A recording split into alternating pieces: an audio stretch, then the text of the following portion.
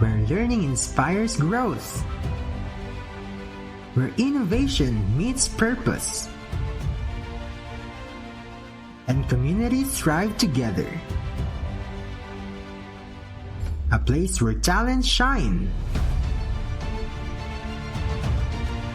and the future becomes possible. Local roots, global reach. We are Minsu, lifting minds, shaping futures.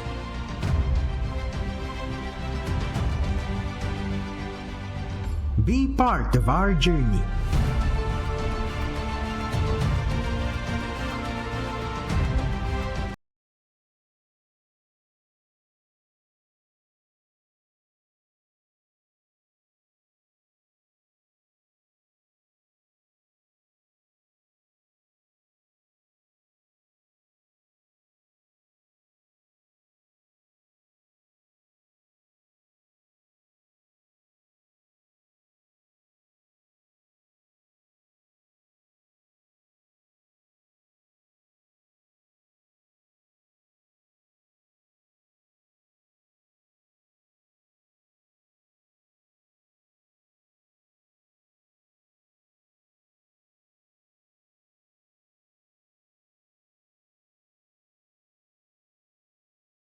Women, Gender and Development Office ng Minso Victoria Campus. Please welcome Mr. Dominic Mortelia.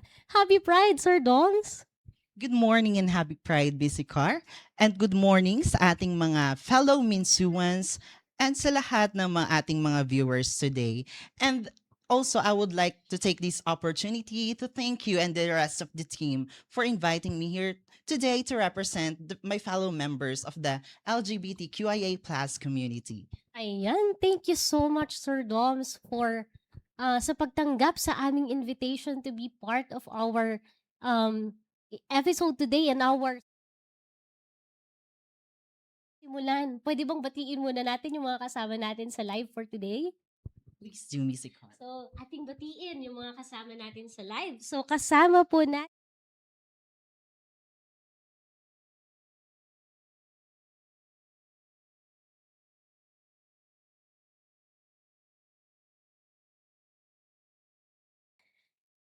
at saka si Ma'am Tricia Bueno. So maraming salamat po sa inyong walang sawang panonood, pagsuporta at pagsubaybay sa ating programa. So Sir Doms, hindi ko napapatagalin. So para sa ating mga manonood, ano nga ba ang Pride Month at bakit ba mahalaga na ipinagdiriwang natin ito? So good morning again. Alam mo, Missy Car, Pride Month, people oftenly links Pride Month to celebrations, parades, long parades, loud noises, lines of banners and colorful flags. But Pride Month is more than just a celebration. It is a long fought struggle for respect, equality, inclusivity, and love, and also a safe space for the community. It is also a period wherein people should recognize the courage and resilience of the members of the LGBTQIA plus in promoting a safe community for all. Ayan, totoo yan, Sir Doms, and thank you. This is a very inspiring day for us kasi kasama ka namin sa episode natin na ito. So, ikaw nga, you are a very proud example of a very proud member of the LGBTQIA plus community. So, para sa iyo ba, Sir Doms, personally, what's the meaning of pride? Alam mo, Miss Icar, when something talks about pride, the meaning of pride to me is so very uh, personal and so very true to me, true to my story. When it when I think of pride, I think of only one word. It's authenticity. It means being you, being true to yourself, voicing your truth. Kaya pag sa akin, pag sinabing pride, it's about showing the community of how colorful you can be. Sabi nga nila, the world is a vast place to live in.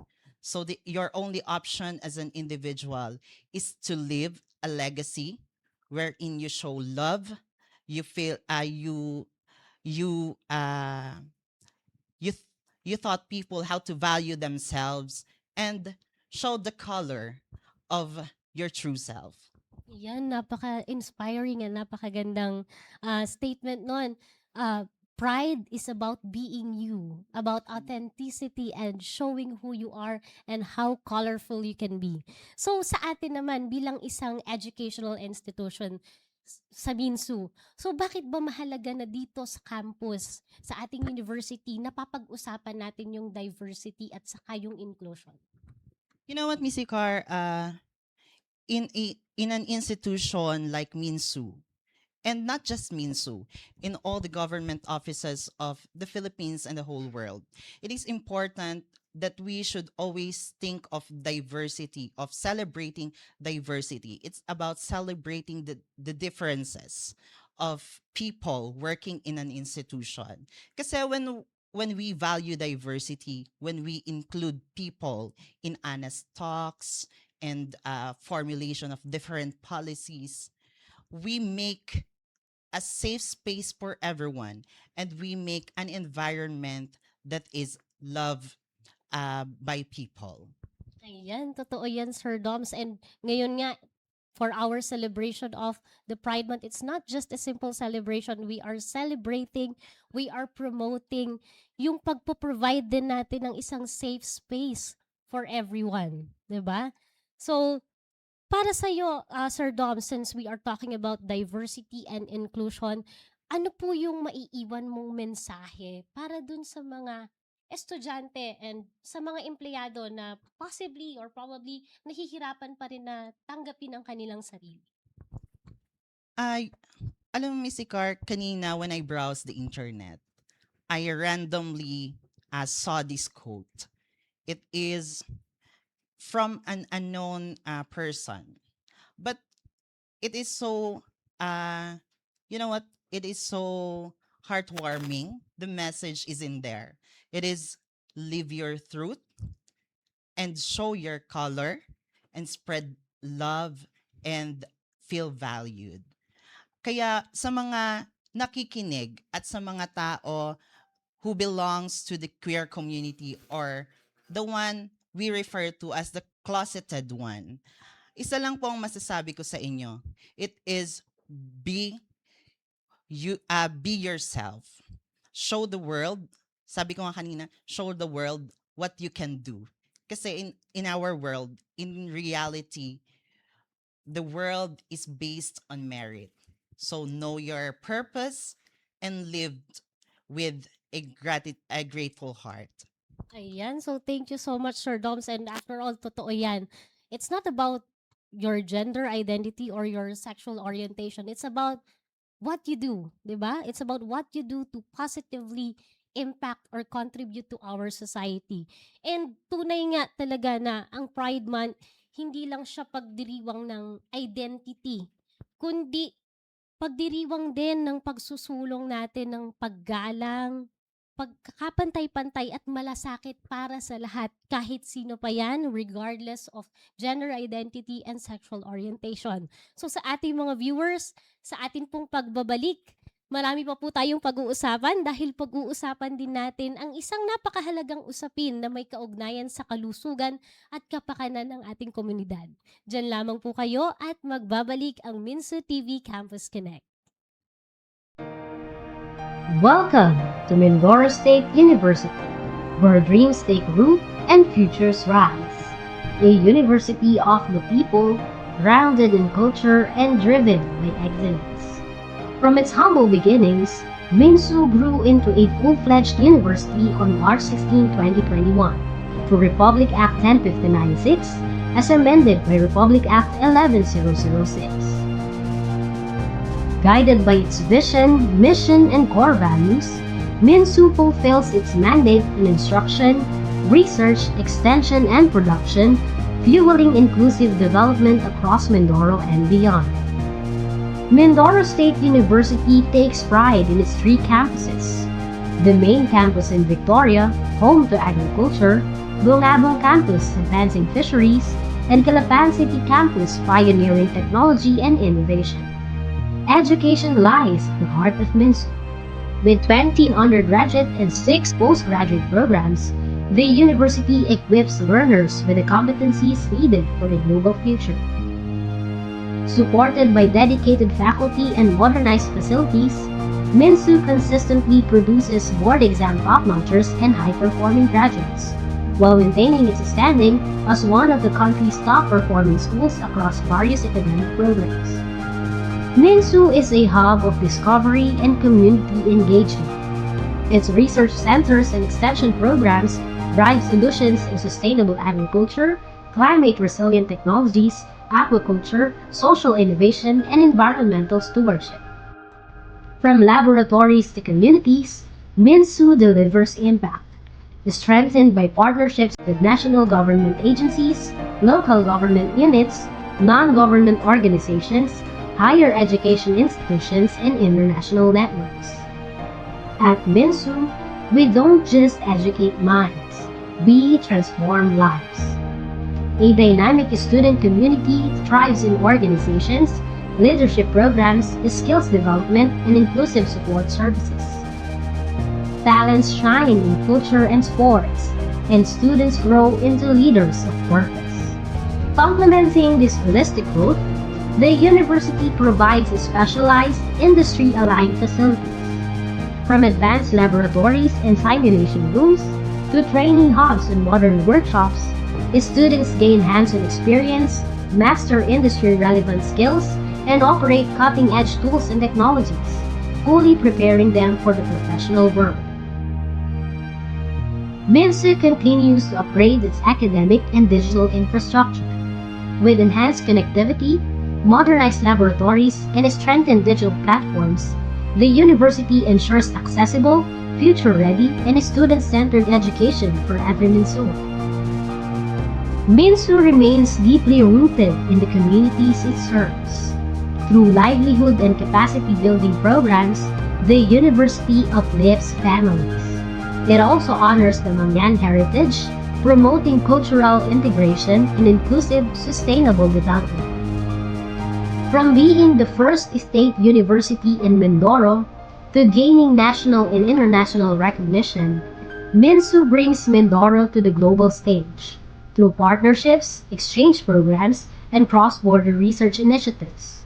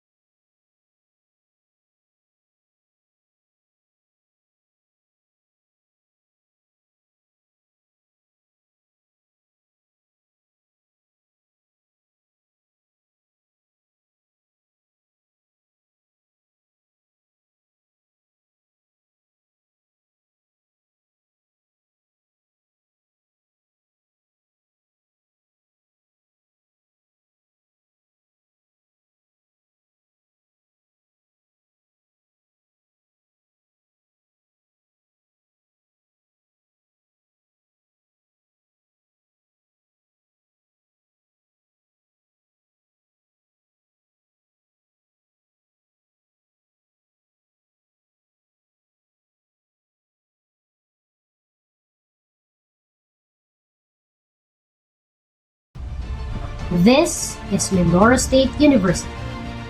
Rooted in Mindoro, serving the Filipino people, shaping leaders for a sustainable and empowered tomorrow.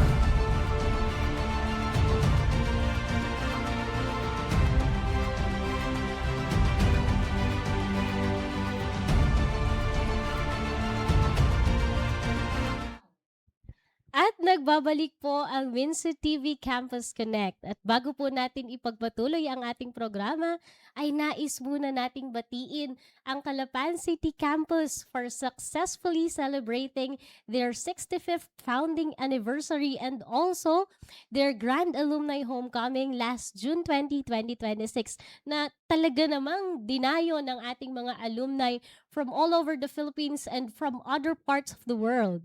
And yun nga, they were able to reconnect and get in touch with their batchmates, their schoolmates, at yung mga barkada na matagal na nilang hindi nakikita. And I'm sure they had a meaningful celebration together, celebrating our alma mater's anniversary. So congratulations po sa Calapan City Campus, and of course, to Mr. John Bert Kauli, ang ating Director for Alumni Relations, and to the entire team for successfully hosting the Alumni Homecoming. So ang susunod pong Alumni Homecoming ay gaganapin sa Victoria Campus, dito po sa Maine, sa August 22, 2026. So kita-kits po tayo dyan. So going back, kasama pa rin po natin ngayon sa ating episode si Sir Doms, Minso Victoria Campus Deputy Director for Women, Gender, and Development. So Sir Doms, alam ko meron pa tayong sunod na pag-uusapan, pero bago tayo tumuloy doon, meron ka pa bang gustong idagdag tungkol sa kahalagahan ng Pride Month? Yes, si Car, meron pa akong gustong idagdag.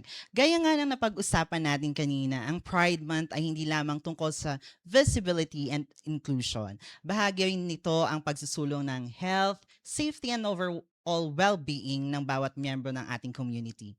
And one important issue that continues to require awareness, education, and open conversations is HIV. Sa kabila ng mas marami ng impormasyon ngayon, marami pa rin ang may maling paniniwala tungkol dito. Disclaimer lamang po, ang usaping ito ay purely for educational purposes to help raise awareness and break the stigma surrounding HIV and AIDS. Kaya naman para mas maintindihan natin ang mahalagang usaping ito, makakasama natin ngayon ang ating University Resident Physician, Dr. Lawrence Esteban. Magandang araw po, Doc Lawrence. Magandang araw din sa inyo, Sir Doms and Ma'am Icar, at sa mga Minsuans. So yan, thank you po, Doc, kasi alam namin busy kayo, especially with our enrollment ongoing. So thank you po talaga kasi pinaunlakan nyo yung imbitasyon namin na maging part na aming episode ngayong araw. And to our viewers, tutok lamang po kayo kasi nagsisimula pa lang tayo sa ating mga makabuluhang discussions. Of course, kasama natin si Sir Doms as daw, my co-host, and of course, Doc Lawrence, to educate us on HIV awareness. So, Doc, sa pagsisimula po natin, isa po sa mga madalas nating naririnig ay ang HIV and AIDS. Pero marami pa rin po ang nalilito sa pagkakaiba ng dalawang ito. So, ngayon po, Doc, would you care to explain us or enlighten us, ano nga ba ang pagkakaiba ng HIV and AIDS? Okay, ang HIV po, o ang Human Immunodeficiency Virus, ay isang virus na umaatake sa immune system ng tao. Samantalang ang AIDS or ang Acquired Immunodeficiency Syndrome ay ang advanced stage ng HIV kapag hindi ito naagapan o nagamot. Mahalagang malaman na hindi lahat ng taong may HIV ay may AIDS. Sa tulong ng maagang testing at tamang gamutan, maraming taong may HIV ang nakapamumuhay ng normal at productive. Ayan, so salamat Doc sa pagpapaliwanag sa pagkakaiba ng HIV and AIDS. So ngayon naman Doc, bakit ba mahalaga na napapag-usapan natin yung HIV awareness especially sa ating mga kabataan? Napakahalaga nito dahil ang tamang impormasyon ang isa sa pinakamabisang paraan upang maprotektuhan ang ating sarili at ang iba. Kapag may sapat na kaalaman ng mga tao, mas nagiging responsable sila sa kanilang mga desisyon at mas nababawasan ang pagkalat ng maling impormasyon. So yun, Doc, thank you for reminding us na talagang always do fact-checking at at ipaalala sa amin yung kahalagahan ng pag-check ng tunay and reliable na informations when it comes to HIV and AIDS. Pero isa pa rin po sa mga hamon ay ang stigma laban sa mga taong may HIV and AIDS. Kasi marami pa rin po ang mga taong natatakot tungkol dito. So ano po yung masasabi niyo tungkol dito, Doc? Yes, napakahalaga pong maunawaan na ang HIV ay isang health condition. Hindi ito dapat dahilan upang husgahan, iwasan o diskriminahin ang isang taong may HIV. Ang taong may HIV ay nangangailangan ng suporta, nangangailangan ng pag-unawa at access sa tamang healthcare services. Kapag nawala ang stigma, mas maraming tao ang nagkakaroon ng lakas ng loob na mapates at humingi ng tulong. So yan, thank you po ulit, Doc, for explaining to our viewers na hindi porket may HIV or nakakaranas ka ng mga simptomas ng mga HIV ay magtatago ka na at hindi ka na pwedeng mamuhay ng normal. So, Doc, kapag po ba ang isang tao ay nagkaroon ng HIV, ibig sabihin ba nito, mababago na yung paraan kung paano siya mamuhay katulad ng ibang tao? Hindi po totoo yun. Isa ito sa pinakamalaking misconception tungkol sa HIV. Sa kasalukuyan, dahil sa advance sa medicine at treatment, maraming taong may HIV ang nakapamumuhay ng normal. Nakakapagtrabaho, nakapag-aral, at nakakapagtaguyod ng kanilang mga pamilya. The key is early testing, proper treatment, and consistent medical care. At kapag naaagapan or maagang natukoy ang HIV, ay tuloy-tuloy ang pag-inom or tuloy-tuloy na pag-inom ng mga antiretroviral medication or treatment, maaring mapababa nito ang hustong dami ng virus sa katawan. Ayan, salamat Doc. So yan, sa ating mga viewers, narinig na natin, kagaya ng tungkol sa maraming bagay, ang pag sinabi nating may HIV, hindi ito nangangahulugan na hindi mo na kayang mamuhay ng normal. And after all, kagaya po ng sabi ni Doc, the key is early testing and being brave enough. Kasi ito naman ay para sa inyong mga sarili din. So Doc, marami rin kasi yung nag-aalala pagdating dun naman sa kanilang mga relationships at sa kanilang sexual health, especially yung may mga partners. So kaya siguro yung iba, ang tanong nila, paano ba natin masasabi na ligtas o safe ang isang partner pagdating sa HIV? Una sa lahat, Ma'am Icar, mahalagang maunawaan natin na hindi natin malalaman kung may HIV ang isang tao base sa itsura o sa pangangatawan. Ibig sabihin, someone can look completely healthy and still be living without in HIV without knowing it. Kaya ang pinakamahalagang hakbang ay pagkakaroon ng open and honest conversation tungkol sa sexual health. At kung kinakailangan, ang pagsusuri or ang tinatawag na HIV testing. Sa ngayon, mas marami tayong mga kaalaman at mas epektibo na rin ang mga gamot sa HIV. Kapag ang taong may HIV ay maagang natukoy at regular na umiinom ng kanilang mga antiretroviral medication or treatment, maaring bumaba ng husto ang dami ng virus sa kanilang mga katawan. May konsepto tayo na tinatawag na undetectable equals untransmissible. Ibig sabihin, kapag ang viral load ng isang taong may HIV ay naging undetectable dahil sa tuloy-tuloy na gamutan, hindi na niya naipapasa ang HIV sa kanyang sexual partner.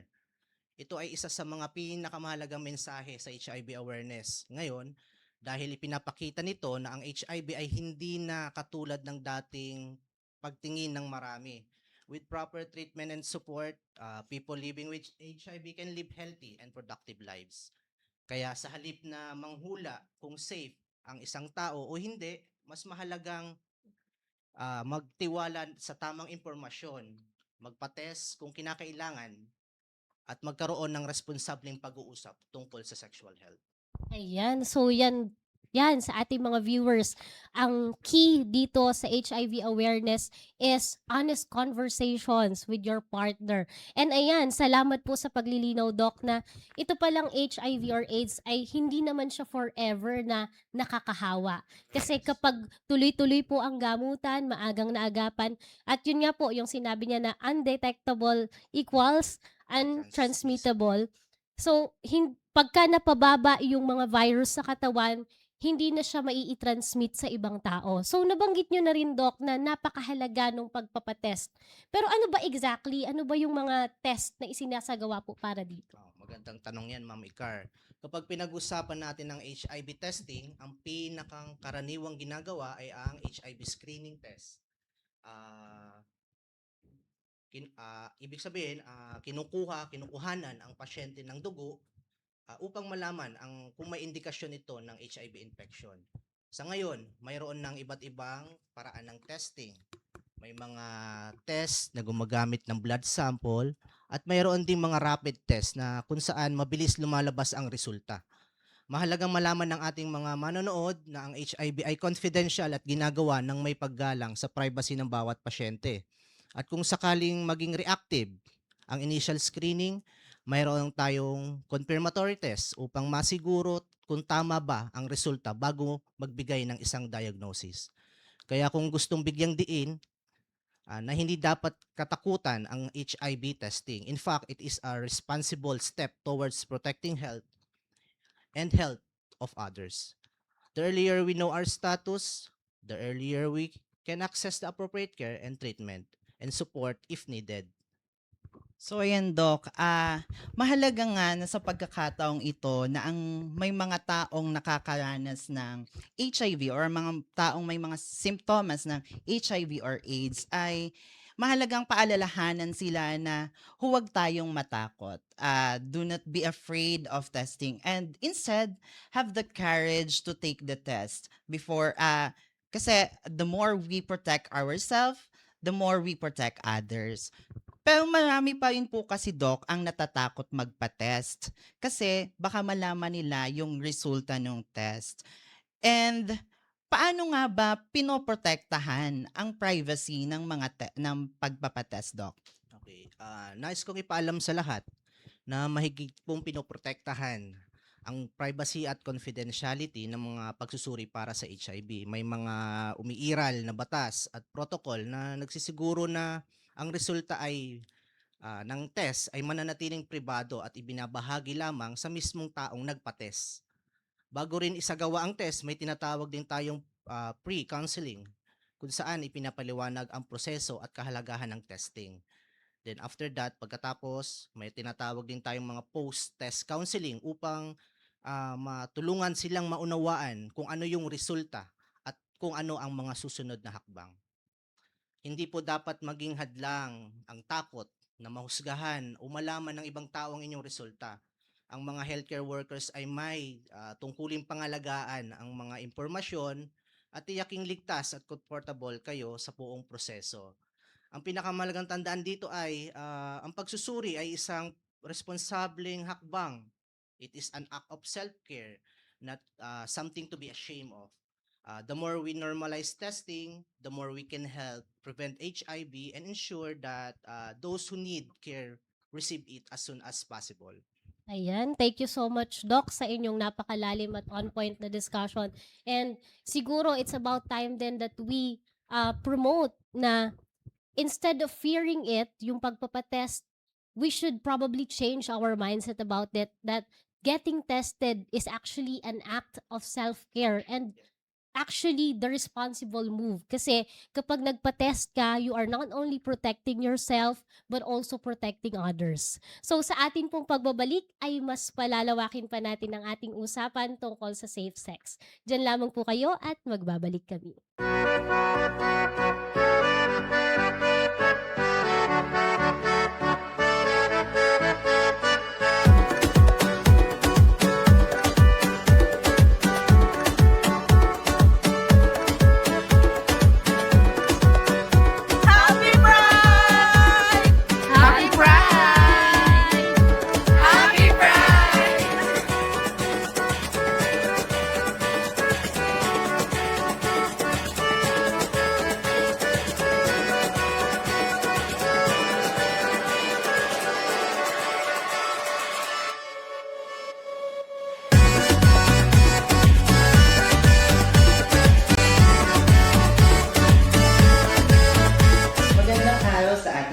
Sa pagdiriwang na ito ng Pride Month, nais kong ipaabot ang aking taus-pusong suporta at pakikisa sa bawat isa.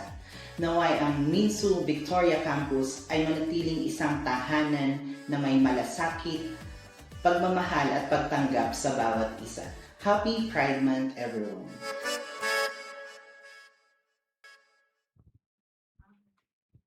And we're back. Before we continue, we would like to share this news to everyone about our recent achievement in the Times Higher Education Sustainability Impact Ratings 2026, kung saan nakamit natin ang rank 801 to 1,000 out of 1,603 institutions globally.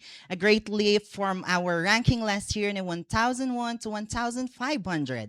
At dahil din dito, ang Mindoro State University rin ang nakakuha ng pinakamataas na rating sa mga state universities and colleges sa Mimaropa region. So for the information of everyone, ang Times Higher Education Sustainability Impact Ratings ay isa sa mga kinikilalang global university rankings na sumusukat kung paano na ipapatupad ng mga universities ang United Nations Sustainable Development Goals or SDGs sa pamamagitan ng kanilang pagtuturo, research, extension services, environmental stewardship, at good governance. Kung kaya't isang pagbati mula sa komunidad ng Mindoro State University sa pagtuloy nating pagsusulong ng dekalidad na edukasyon at sustainable development. Ngayon naman ay ituloy natin ang ating discussion. Kanina nga po ay napag-usapan natin ang tungkol sa HIV. Pero hindi lang po yan ang sexually transmitted infections na pwede nating makuha if we don't practice safe sex. At kasama pa rin po natin si Doc Lawrence para ipaliwanag sa atin ito. Tama po kayo, Sir Doms. Though madalas nating naririnig ang tungkol sa HIV, marami pang ibang sexually transmitted infection na maaaring makuha rin kapag hindi tayo nag-practice ng safe sex. Kabilang dito ang syphilis na maaaring magsimula sa sugat na hindi masakit ngunit maaaring magdulot ng seryosong komplikasyon kapag hindi nagamot. Pangalawa, gonorrhea at chlamydia na maaaring magdulot ng pananakit o abnormal na discharge ngunit sa ibang pagkakataon ay wala ring simptomas kaya hindi agad namamalayan. Mayroon din tayong tinatawag na hepatitis B. Ito ay isang uri ng viral infection na maaaring maapektuhan ang atay at maaaring maipasa sa pamamagitan ng sexual contact. At mayroon ding genital herpes na maaaring magdulot naman ng mga paltos, sugat sa genital area. Ang mahalagang tandaan ay hindi lahat ng STI ay may mga agarang simptomas. Kaya kahit mukhang malusog ang isang tao, maaari pa rin siya magkaroon ng infeksyon ng hindi nalalaman. Kaya napakahalaga ng same-sex practices, regular health check-ups at pagsusuri kung kinakailangan. Sa maraming kaso, ang maagang pagtuklas at paggamot ay makakatulong upang maiwasan ang mas seryosong komplikasyon at mapigilan ang pagkalat ng infeksyon sa iba. Ayan. So, Doc, maraming salamat po sa inyong pagpapaliwanag. So, Doc, matapos nating pag-usapan at talakayin ang HIV at yung iba pang mga sexually transmitted infections, siguro, nananatili pa rin na ang tanong ng karamihan sa ating mga manonood is, paano ba, ultimately, paano natin mapapanatili ang ating kaligtasan and mag-practice ng safe sex? Okay. Ang pinakamahusay na paraan upang maprotektuhan ang ating sarili laban sa HIV at iba pang sexually transmitted infection ay ang pagiging responsable. Ang pagkakaroon ng tamang impormasyon, una, practice same sex. Ang tama at consistent na paggamit ng condom at ay isa sa pinakang epektibo na paraan upang mabawasan ang panganib ng HIV transmission at iba pang STIs. Pangalawa, know your status. Ang regular na HIV at STI testing ay mahalaga lalo na para sa sexually active individuals. At ang pangatlo, magkaroon ng bukas at tapat na komunikasyon sa inyong partner tungkol sa sexual health. At ang panghuli, huwag matakot maghumingi ng payo ng mga healthcare professional kung mayroon kayong mga tanong o concerns. Remember, prevention starts with awareness, responsible and informed choices. So Doc, thank you po at napakahalaga nga po ng mga paalalang yan.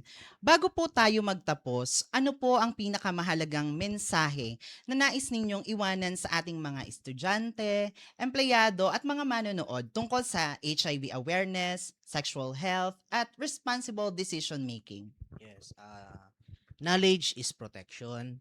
Kapag may tamang kaalaman, tayo mas nagagawa nating protektahan ang ating sarili at ang mga taong mahalaga sa atin. Huwag nating hayaang manaig ang takot o stigma o maling impormasyon. Sa halip, pairalin natin ang pag-unawa, respeto at responsibilidad. Kung may mga taong tanong o alinlangan tungkol sa inyong mga kalusugan, huwag ninyong mahiyang kumonsulta sa mga healthcare professionals. At tandaan natin, ang pagsusuri, pagpapagamot at pagpaalaga sa ating kalusugan ay hindi dapat ikahiya. Ito ay tanda ng pagmamalasakit sa sarili at sa ating komunidad. Together, we can build a healthier, safer, and more informed community for everyone. Ayan, maraming salamat po Dr. Lawrence Esteban and of course sa aking co-host kay Sir Doms sa pagbabahagi ng inyong mga kaalaman ngayong araw. So talaga namang busog na busog ang ating mga viewers sa napakahalagang mga impormasyon for our episode today. So thank you po sa inyong dalawa. So for this, the month of June, ngayong Pride Month, naway magsilbi itong paalala na ang respeto, inclusivity, and compassion ay mga pagpapahalagang dapat nating isabuhay in our everyday lives. Ayan, at sa usapin naman ng HIV, AIDS awareness and practicing safe sex, tandaan natin na ang tamang impormasyon ay mahalagang hakbang tungo sa isang mas malusog at mas ligtas na komunidad. At dyan po nagtatapos ang ating episode ngayong araw. Maraming salamat po sa patuloy na pagsubaybay. Para po sa mas malawak na impormasyon tungkol sa Minsu, bisitahin lamang ang aming official website at minsu.edu.ph at sundan ang aming official social media platforms. Muli po, ako si Maricar Jose and this is Minsu TV Campus Connect. Magandang araw, Minsuans!